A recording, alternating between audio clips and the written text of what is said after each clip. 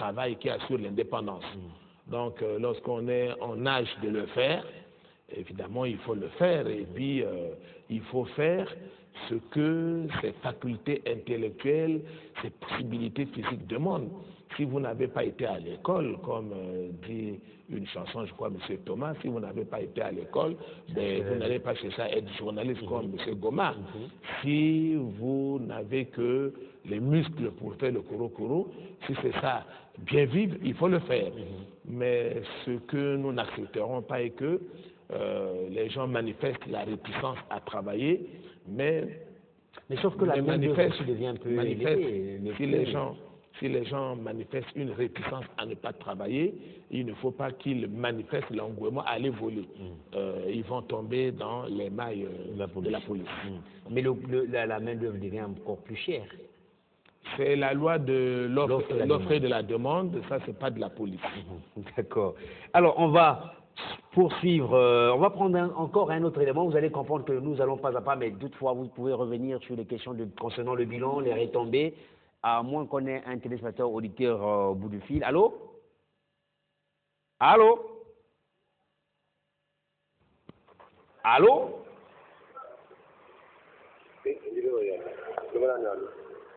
Allô? Parlez un peu plus fort s'il vous plaît. Allô? Oui, allô, je vous écoute. Allô? Allô? Allez-y, votre question. Ben, il est parti. Alors, nous allons prendre un autre point, les dérives des policiers. C'est vrai que nous avons parlé, vous avez sanctionné certains policiers, mais d'autres n'ont pas été sanctionnés. Le général Jean-François Ndengue nous a donné hier, puisque j'y étais, dans la salle de la préfecture, quelques dérives des policiers et même des militaires. Nous allons le suivre.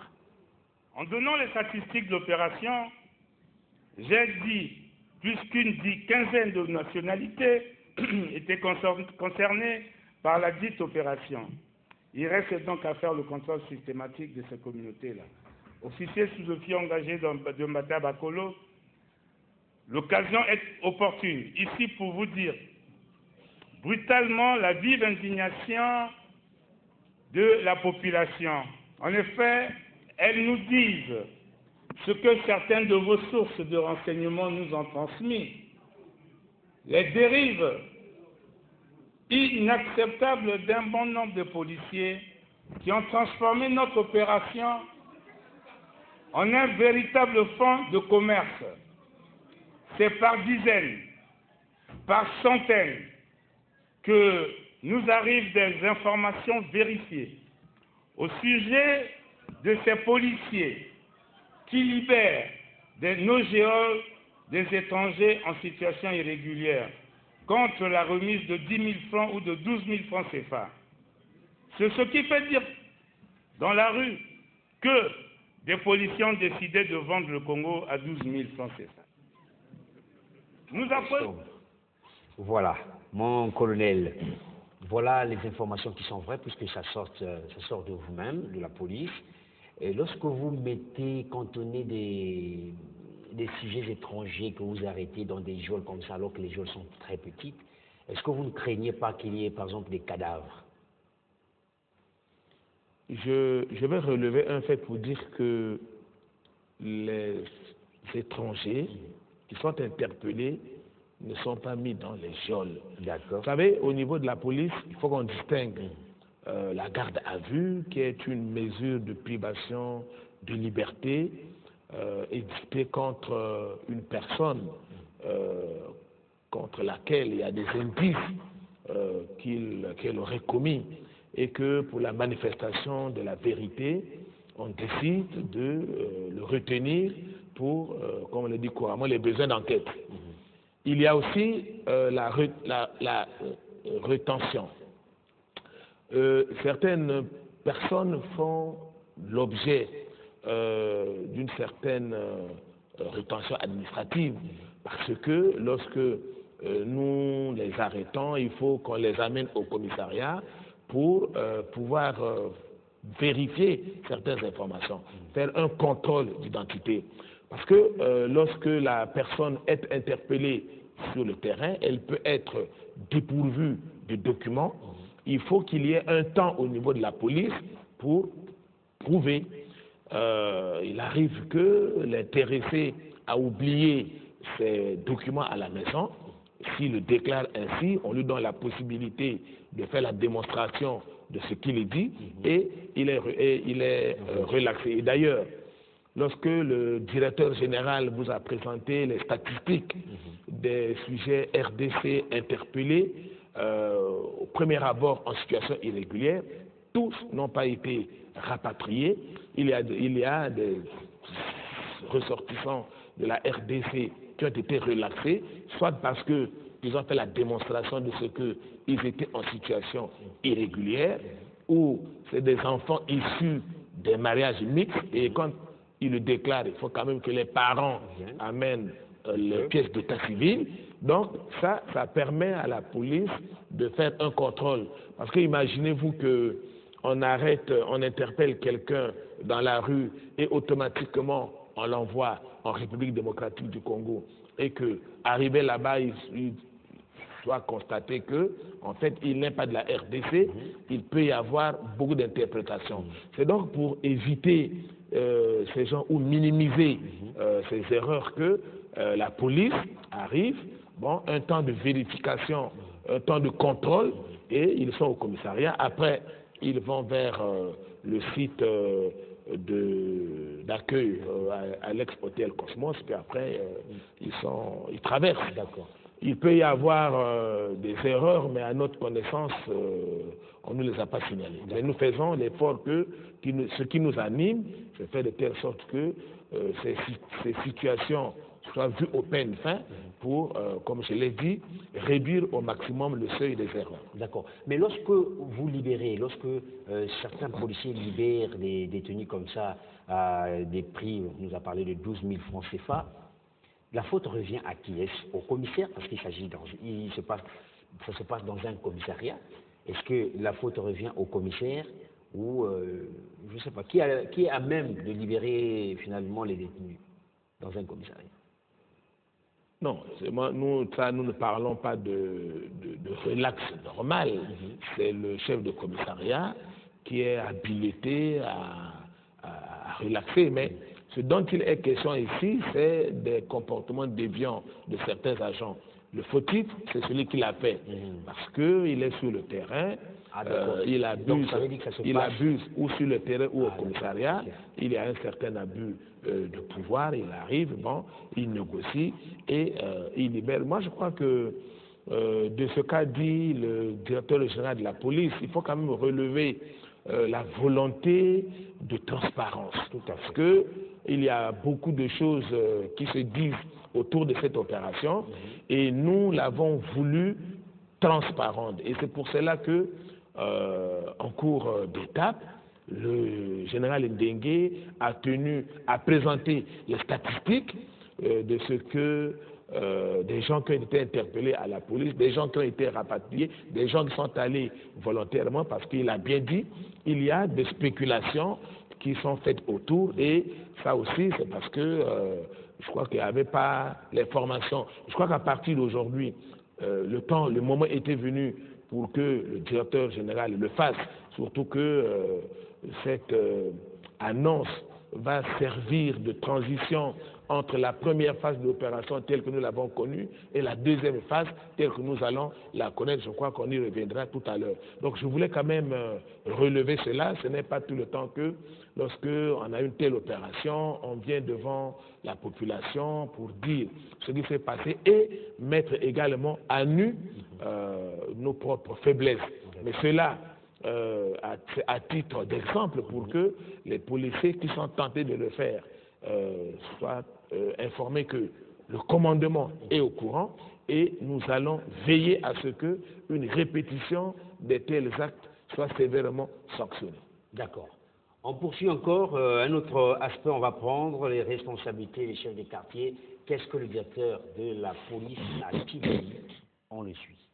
Pour le bon déroulement de la réussite, l'opération Bataille à Bakolo, nous avons toujours dit aux chefs des quartiers, des zones, des blocs, qui sont des autorités locales de proximité, qu'ils avaient une responsabilité capitale.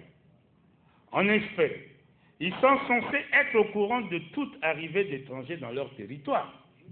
À ce sujet, je leur ai toujours dit que leur devoir était d'identifier ces arrivants et de renseigner la police. Malheureusement, il apparaît clairement que beaucoup n'assument pas ce devoir. Bien au contraire, des informations précises font état de ce que plusieurs d'entre eux cachent des sujets étrangers en situation irrégulière. Beaucoup de propriétaires de maisons en location font la même chose. Je mets en garde les uns et les autres. La police est décidée à sanctionner sévèrement toutes ces personnes qui, par leur laxisme, leur complicité intéressée, se rendront coupables de ce que je viens de dénoncer. Je rappelle mes instructions données lors du lancement officiel de l'opération Mbata Bakolo à tout étranger, sans exclusive, désirant louer une maison. Le propriétaire doit exiger une carte de résident.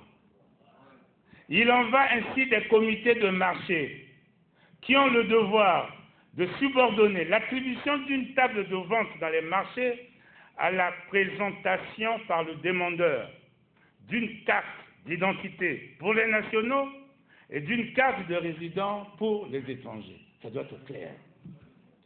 La même exigence vaut pour les candidats à un emploi dans les domaines sensibles de l'hôtellerie et de l'alimentation, boulangerie, bar et dancing, appelé VIP, dans les restaurants.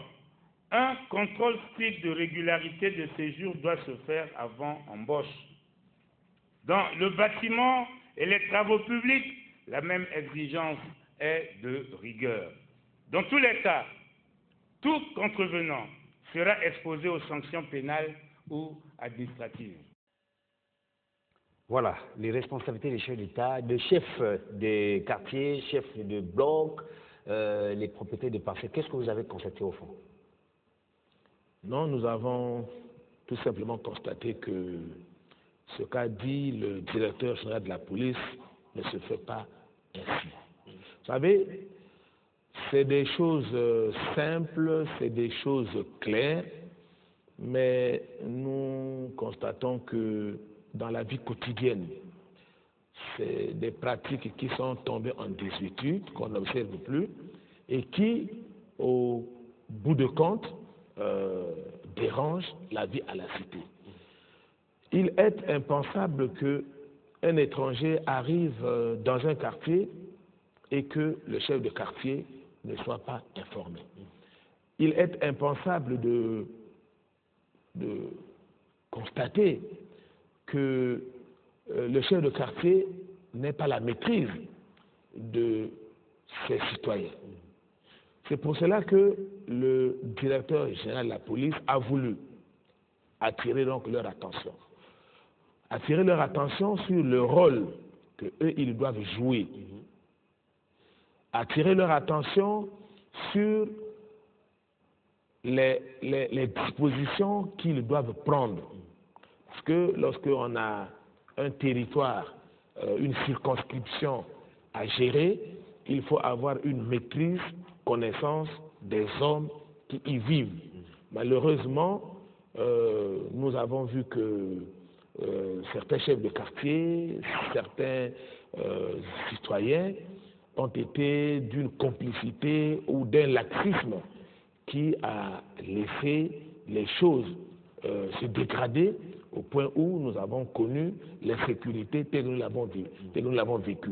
C'est pour cela que nous avons voulu, et ça de tout temps, ça a été le credo de cette opération, travailler avec la population, associer la population avant, pendant et après l'opération pour que celle-ci connaisse un véritable succès. D'accord. Le général a parlé tout à l'heure de fonds de commerce qui se créent autour de cette opération. au niveau des policiers, mais les chefs des quartiers aussi en faisaient un fonds de commerce, c'est-à-dire qu'ils passaient demander un peu des 50 000 francs, je crois, aux étrangers pour dire, bon, vous donnez 50 000 francs, on vous délivre un papier, ça s'est passé un moment aussi, pour que vous restez. Est-ce que vous étiez informé et quelles sont les mesures que la police a prises pour les sanctionner? Tout à fait. On est informé, et vous savez que lorsqu'il y a un malfaiteur et que vous êtes en train de le couvrir, cela s'appelle recel de malfaiteur. C'est donc une infraction et le directeur général l'a soulevé que ceux qui se livreront à un tel jeu seront exposés à des sanctions pénales. Et lorsqu'il parlait des sanctions pénales, effectivement, il faisait allusion à cet aspect des choses. S'il y a des malfaiteurs qui sont cachés, qui sont hébergés par les chefs de quartier ou par certains logeurs, ils seront poursuivis pénalement. D'accord. Une question, peut-être avant d'aborder un autre point, vous allez comprendre que j'ai beaucoup de questions ici, mais les réponses, vous les trouvez naturellement dans le message du général Jean-François Ndengue ou encore avec les réponses que le colonel est en train de donner. Donc c'est pourquoi que je ne m'en tiens pas à lire certaines questions, puisque les réponses vous seront données. On a posé des questions, est-ce que l'opération s'est arrêtée, est-ce que ça va se poursuivre, pourquoi Pointe-Noire, mais en tout cas vous aurez les réponses tout à l'heure. Entre-temps, on peut prendre un autre appel, 05 320 28 28, 05 320 28 28, allô? Allô? Allô? Allô? Oui, monsieur, bonjour. Allô? Allô, je vous écoute. Allô? Allô? Allô? Ben, visiblement, il n'est pas avec nous. Nous allons prendre le dernier élément du général avec l'opération Longwa Nandela. C'est parti. Allô? Allô?